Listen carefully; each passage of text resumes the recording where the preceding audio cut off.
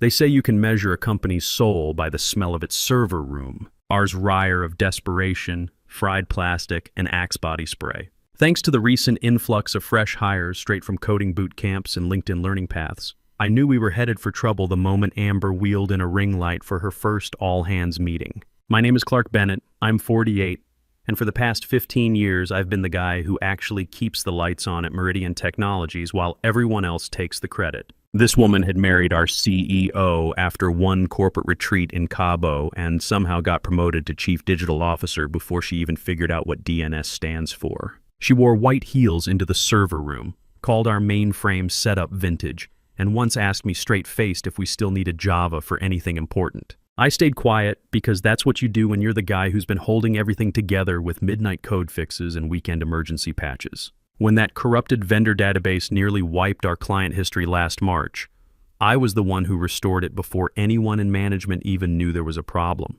I held the keys to systems nobody else knew existed, which probably explains why I was invisible enough to fire. But I'm getting ahead of myself. Let me back up and tell you how this whole thing started. The morning everything kicked off, Amber strutted into our 8:30 strategic planning meeting, clutching some green juice that looked like it had committed crimes against nature. The conference room went dead quiet. You know, that kind of silence that happens right before someone says something really stupid. She stood there under those buzzing office lights like she was about to change the world. "Team, we are entering a bold new phase," she announced, scanning the room like a substitute teacher trying to spot troublemakers. "Legacy infrastructure is holding us back. We need fresh blood, modern solutions, and honestly, less resistance to innovation." You could hear the collective intake of breath from everyone over 35 in that room. I felt it in my gut. That sick feeling you get when you realize your years of experience just got labeled as dead weight. She clicked through her presentation that looked like something straight off Pinterest. "We'll be sunsetting outdated systems and replacing them with scalable cloud-native frameworks," she said, tapping a diagram that was literally a screenshot from someone's GitHub repository. "I want everyone to feel empowered to challenge old assumptions." What she really meant was, "You're all replaceable." I sat there thinking about the server crash I'd fixed by hand just last week because her migration team forgot to check the backup routing. I thought about the undocumented database connections I had written back in 2009 that were still keeping our logistics dashboard running. And I thought about that contract she'd signed without reading.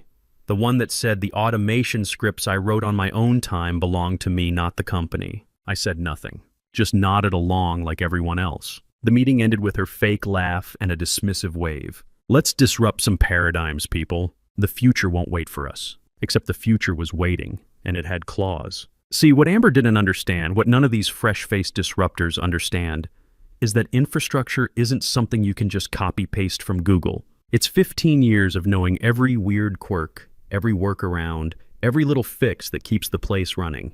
It's knowing that the server room gets too hot every August, that the billing system needs a restart every few weeks, and that our biggest client systems will crash unless you clear the cache at exactly 6:47 every morning. I'd survived Y2K when everyone thought the world would end. I'd kept us online during the 2008 financial meltdown when half our competitors went under. I'd pivoted our entire remote infrastructure in 72 hours when COVID hit, and suddenly 400 employees needed to work from home. Each crisis taught me something new, added another layer to my understanding of how everything connected. But to Amber and her crowd, all that knowledge just looked like me being stubborn about change. They wanted everything clean and simple, documented in wikis and managed through dashboards. They didn't want to hear that some problems required human judgment, that some systems needed a gentle touch, that experience actually mattered. My wife Linda knew something was wrong when I came home that night. We'd been married 23 years, and she could read my moods better than server logs. "How was the meeting?"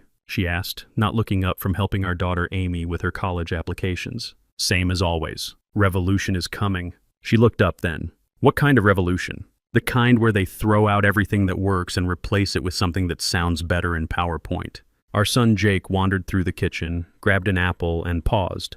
At 19, he had that confidence of someone who'd grown up with technology and assumed it all just worked by magic.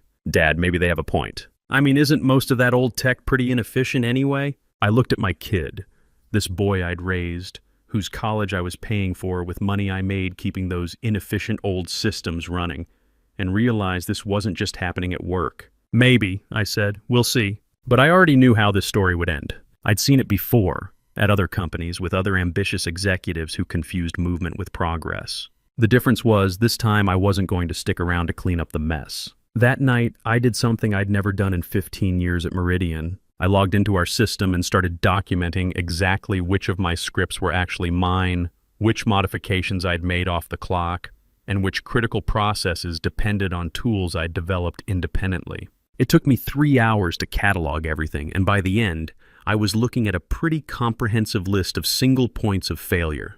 The next morning, I updated my LinkedIn profile for the first time in 5 years. Not because I was looking for a job, but because I wanted to remember what my actual qualifications looked like on paper. 15 years of experience, 6 major system overhauls, 0 critical outages under my watch. Not bad for a guy who apparently couldn't adapt to the future. 2 days later, I got the calendar invite that would change everything. Thanks to the recent influx of dynamic hires fresh off LinkedIn boot camps and TikTok resumes, I knew we were screwed the moment Amber wheeled in that ring light for her first all-hands meeting. This woman married our CEO's son after one corporate wellness retreat and was promoted to chief digital officer before she even learned what a server rack was. She wore white stilettos to the data center, called our mainframe chunky, and once looked me dead in the face and asked if Java was still a thing. Still, I stayed quiet because for 15 years I was the fail-safe, not by title but by survival. I duct-taped back-end systems together with midnight code pushes and unpaid overtime hours.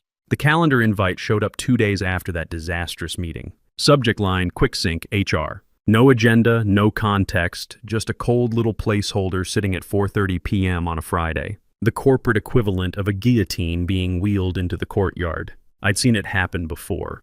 The vague invites, stiff body language, those glassy smiles from HR as they escorted seasoned employees out like criminals. They never scheduled these things in the morning. No, they waited until end of day. Like firing someone was just another to-do item after updating Slack statuses and pretending to care during Diversity Week. But first, let me tell you about the 3 weeks leading up to that meeting. That's when things really started falling apart. It started with Tyler and Madison. Tyler was 26, fresh from some coding boot camp, and had this nervous habit of cracking his knuckles whenever someone asked him a technical question. Madison was also 26, talked really fast when she got excited, and somehow always managed to work at my last startup into every conversation, even though her last startup had been 3 guys in a WeWork space. Tyler had this habit of explaining basic concepts to me like I was his grandfather trying to figure out email. Madison would nod along whenever Amber spoke and throw around phrases like legacy, mindset, and technical debt without really understanding what either meant. She had this way of taking notes on everything, like she was documenting evidence for a future promotion review. The thing that really got to me was when they started questioning every process I'd put in place. The backup rotations I'd perfected over a decade became unnecessarily complex. The security protocols that had prevented 3 separate breach attempts became barriers to agility. The documentation I'd spent years building became information hoarding. Meanwhile, Amber was burning money on consultants like it was going out of style. She brought in this team from some hot new firm that specialized in digital transformation, basically a bunch of guys in their 30s with expensive laptops and a PowerPoint template they used for every client. One morning I walked into work and found them huddled around my desk, pointing at my monitors like detectives examining a crime scene. The lead consultant, some guy named Brad or Brett, I never caught it, was taking pictures of my screen setup. "This is really interesting," Brad or Brett said to Tyler. The previous guy built everything around these manual processes. Previous guy. I was standing right there. "Yeah," Tyler jumped in, practically bouncing on his heels. "Clark's got all these manual scripts running. We think we could automate this whole setup." Tyler always got excited when he thought he'd spotted an inefficiency. It was like watching a golden retriever find a tennis ball. I cleared my throat. "Those scripts are already automated," I said, trying to keep my voice level. "They run on schedules I set up based on real usage patterns and system behavior." Brad or Brett looked at me like I'd just suggested we go back to using typewriters. "Right, but wouldn't it make more sense to have everything managed through proper automation tools?" "Sure," I said, "as long as you don't mind paying 10 times more to get half the reliability." That earned me a look from Madison, one of those looks that said I was being difficult just to be difficult. She was always doing that, tilting her head and giving me this patient smile like I was a confused old man who couldn't understand progress. The breaking point came during what Amber called a legacy system audit. She'd scheduled a meeting to review every piece of infrastructure older than 2 years. Her goal, she announced, was to identify what could be deprecated to make room for more modern solutions. I brought printouts of our uptime statistics, performance metrics, and cost analyses. Real data showing that our legacy systems were actually performing better and costing less than most of the cloud alternatives she was pushing. Amber barely glanced at the papers. "Clark, I appreciate the historical perspective, but we need to think strategically here. These old systems create vendor lock-in and make it hard for our team to scale." "What vendor lock-in?" I asked. "I built most of these systems in-house specifically to avoid vendor dependence." "That's exactly the problem," she said. "Everything depends on institutional knowledge instead of standardized processes. What happens if you get hit by a bus?" It was a fair question, actually. One I'd been thinking about for years. That's why I'd spent countless evenings documenting every system, creating runbooks, and training anyone who showed interest in learning.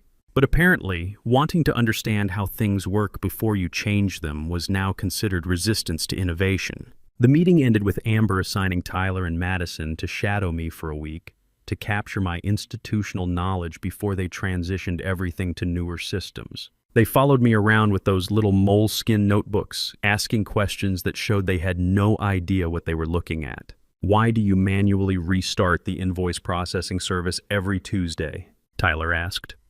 "Because there's a memory leak in the vendor's code that they've been promising to fix for 3 years. The restart prevents it from crashing during peak billing periods. But couldn't we just add more memory?" "Sure, if you want to waste resources masking a problem instead of managing it." Madison jumped in. "What if we containerize the whole thing?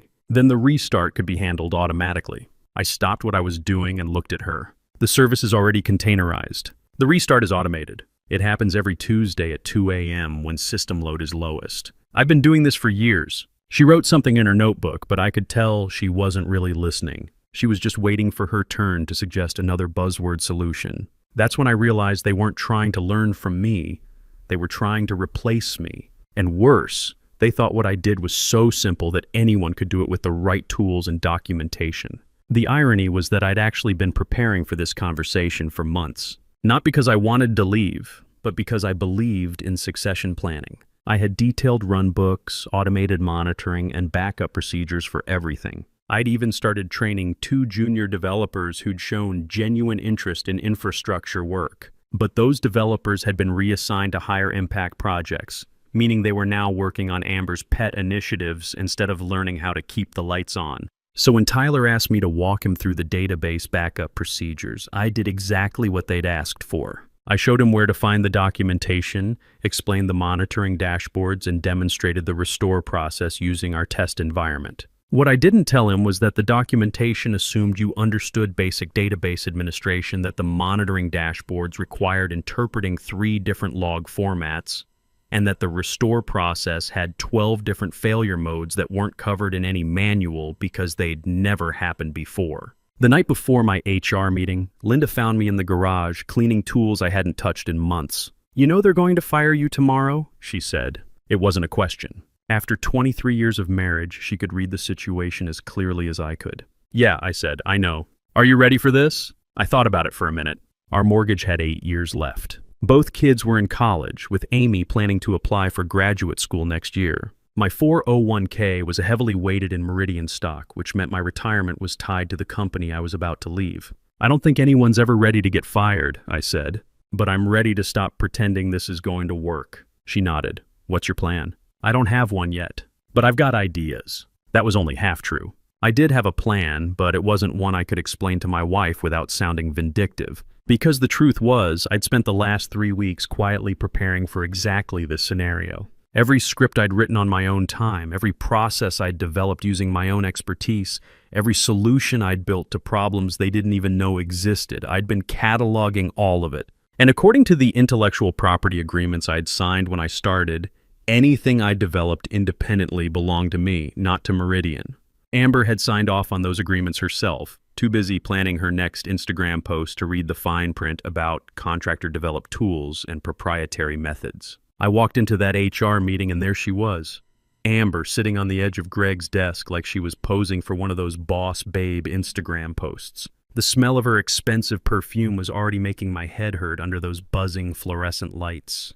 Clark, thanks for coming in, she said, crossing her legs like she'd been practicing the move in a mirror. This shouldn't take too long. Poor Greg from HR was sitting there looking like he'd rather be anywhere else in the world. He had this manila folder in front of him that he kept straightening and re-straightening, like maybe if he got the corners perfectly aligned, this whole conversation would just disappear. As part of our organizational restructuring, Amber started, using that tone people use when they're delivering bad news but trying to make it sound like good news. We're realigning certain positions to better support where the company's heading. I just sat there. What else could I do? I'd known this was coming the moment I got that calendar invite. We really do appreciate everything you've done here, Clark, she continued. Greg finally slid that folder across to me. But we're moving toward a more modern approach to technology leadership. There it was, modern. Like I was some old piece of equipment they needed to replace. Greg pushed the severance paperwork forward. This includes a competitive package, plus outplacement support, and 3 months of COBRA coverage if you enroll by Friday. I glanced at the papers, scanned the legal language. Good thing I'd spent all those years reviewing our vendor contracts. I knew what to look for in the fine print. Amber leaned forward, smiling like a teenager who just figured out how to use the office printer. Any questions? I looked at the paperwork in that folder. Standard severance stuff, nothing terrible, nothing great. Just the cost of getting rid of someone who'd become inconvenient. Any questions? Amber asked, leaning back like she'd just finished explaining a simple procedure. That's when something clicked in my head. Maybe it was sitting in that sterile room with its motivational posters and fake plants. Maybe it was watching Greg fidget with his pen like he was trying to disappear into his chair. Or maybe it was just 15 years of keeping my mouth shut finally catching up with me. Actually, yeah. I do have something to say. Amber straightened up. This wasn't in her script. You've got about 15 minutes, I said, standing up and pulling my badge off my neck. 15 minutes until what? She asked. I set the badge down on Greg's desk, right next to that folder. Until you find out what I actually do around here. Then I turned around and walked out. No raised voice, no dramatic exit speech, just quiet footsteps down a sterile hallway while 1,000 automated processes started their countdown to failure. I didn't go home. Instead, I walked 2 blocks down to Murphy's Diner, ordered black coffee and a slice of their apple pie, and sat in the corner booth where I could still see the 15th floor of our building through the window. The lights were on, like nothing had changed, like there wasn't a loaded gun sitting under their infrastructure, and I just quietly removed the safety. The first sip of coffee was too hot and burned my tongue. Good. I needed to feel something besides this low hum of what the hell did I just do that was vibrating under my ribs. My phone sat face down on the table. No vibrations, no calls, no last-minute wait. Let's talk this through messages. Just silence and the faint taste of regret in the back of my throat. Maybe I should have left some kind of trail. An anonymous email to Tyler. A heads up to someone in the infrastructure team. Maybe I should have documented every ignored warning and every deleted compliance report and sent it all to the board with a note about what was coming. Instead, I sat there staring at that glass and concrete monument to corporate ego and felt the doubt creep in sideways. Maybe I'd just lit a fire and walked away without checking who was still inside the building. My hand drifted toward my tablet. Old habits kicked in. Type up a quick run book, log a remote access session, send a just-in-case message to someone who might be able to minimize the damage. I opened my email, started typing. If you're reading this, the system has likely... I stared at the draft for 30 seconds, then deleted it and closed the email app. Number. They made their choice. Amber chose flashy presentations over functional systems, chose buzzwords over backups. The CEO handed her the keys like she was Steve Jobs, reincarnated with an MBA instead of actual technical knowledge. They never asked how things actually stayed running. They didn't want to know it was me running silent maintenance jobs at 3 a.m. to catch billing errors before clients noticed them. They didn't want to hear about the ransomware attack that nearly breached our financial systems last September, or how I'd spotted the signature in the log files and isolated the threat before anyone in legal even heard the word malware. They didn't care that 3 different CTOs had quietly relied on me to fix problems they couldn't admit they didn't understand. And Amber sure as hell hadn't read the NDAs she'd signed, including the one that explicitly granted me ownership of the automation scripts that had been keeping the company's lights on for the past 5 years. They wanted me invisible. Well, now they'd got their wish. I watched a maintenance worker push his cart through the lobby across the street. Same guy who'd been there since I started, who always nodded when we passed in the hallways and sometimes left cookies by my workstation during the holidays. I almost waved, but he couldn't see me through the diner window anyway. The failure started exactly 15 minutes after I'd walked out, just like I'd promised. It began with email. First one bounce, then 5, then 47. The dashboards that Tyler and Madison had been so excited to inherit started throwing error messages like confetti at a going-away party. The logistics portal went dark first, then procurement. API calls started returning 500 errors with helpful messages like, "Service temporarily unavailable," and "Please contact your system administrator," which of course they'd just fired. From my booth at Murphy's, I refreshed our company's status page. The usual row of green check marks was bleeding into yellows and reds like a traffic light having a nervous breakdown. Someone had posted a note at the top. "We are currently experiencing temporary service disruptions. Please bear with us as we work to resolve these issues. Thank you for your patience." Patience, that was rich. My phone finally started buzzing. First it was Sandra from accounting, then Tyler, then Madison. Text messages piling up like crash reports. "Clark, hey, weird question. Did you maybe move the backup configuration files somewhere? Clark, are you seeing this? Everything's down. Amber's freaking out. Please call me back. We can't figure out why the vendor API stopped working." I just stared at the screen, thumb hovering over the keyboard. The temptation to help was almost electric. 15 years of muscle memory telling me to jump in and start troubleshooting. But I didn't touch anything. Not yet. Instead, I ordered another cup of coffee and opened my LinkedIn app. My inbox had 3 new messages from recruiters and one from a name I hadn't seen in years. "Clark, heard you might be available. We should talk." The message was from Barry Walsh, my former colleague who'd left Meridian 3 years ago to start his own consulting firm. Last I'd heard, he was doing pretty well for himself. I typed back, "I might be. Coffee sometime this week?" His reply came back in less than 5 minutes. "How about tomorrow? I think we have a lot to discuss." Meanwhile, the crisis at Meridian was escalating from technical inconvenience to full corporate panic. I could see people moving around on the 15th floor. Probably Tyler and Madison frantically Googling error messages while Amber tried to look like she understood what was happening. The beautiful thing was that I hadn't sabotaged anything. I hadn't deleted files or changed passwords or corrupted databases. I'd simply stopped doing the hundreds of small fixes that kept everything running smoothly. The automated scripts I'd written and legally owned were no longer compensating for flawed vendor integrations and legacy system quirks. It was like removing the supports from under a house of cards. Everything looked fine until you realized the foundation had been gone the whole time. The next morning I met Barry Walsh at a coffee shop downtown. Not some fancy place, just a regular spot with decent coffee and tables that weren't sticky. I'd known Barry for years before he left Meridian. He was one of the few people there who actually understood what I did, probably because he'd been doing similar work at other companies for the past 20 years. "Clark," he said, standing up when I walked in. He looked relaxed in a way I hadn't seen in the corporate world for a long time. "Heard you had some excitement yesterday."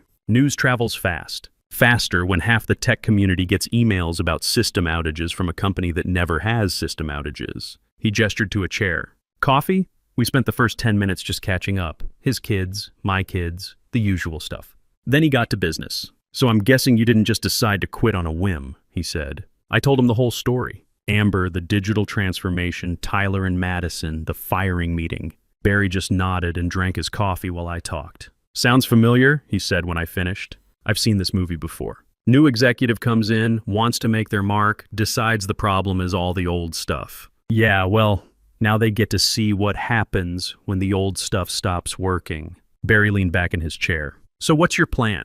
"Honestly, I don't have one yet. I figured I'd update my resume, start looking around, see what's out there." "What if I told you there might be something out there already?" I raised an eyebrow.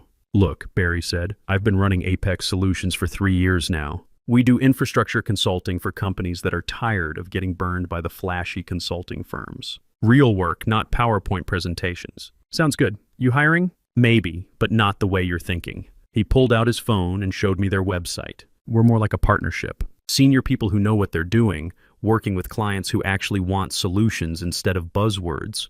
"What's the catch?" "No catch, just a lot of work. These clients have real problems that need real solutions. No hand-holding, no politics, just fix what's broken and make sure it stays fixed." That sounded almost too good to be true. "What kind of money are we talking about?" "Depends on the client and the project. But I'll tell you this, My worst month last year was still better than my best month at Meridian. My phone buzzed. Another text from Tyler, probably the 20th one since yesterday. I ignored it. There is one thing, Barry said. When Meridian calls asking for help, and they will, we'd like you to handle that personally. At consulting rates, I assume? $400 an hour, minimum engagement, payment up front.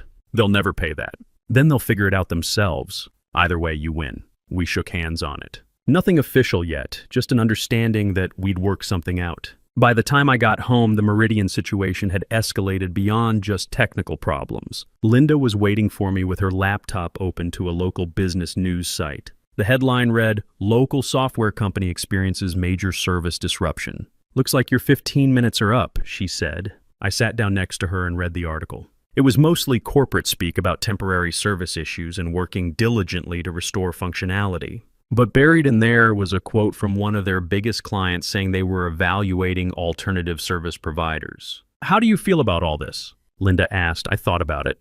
"Honestly, I feel like I should have done it 5 years ago." "Any regrets?" "Just one. I wish I'd documented more of their screw-ups while I was there." My phone rang. Wallace Preston, the CEO. I showed Linda the screen. "You going to answer?" "Yeah, might as well." "Mr. Bennett?" Preston sounded tired. "I think we need to have a conversation." "About what? About fixing this mess?" "I'll be straight with you. We're in bad shape. The board is asking questions, clients are threatening to leave, and frankly, I'm not sure we can recover without help." "What kind of help?"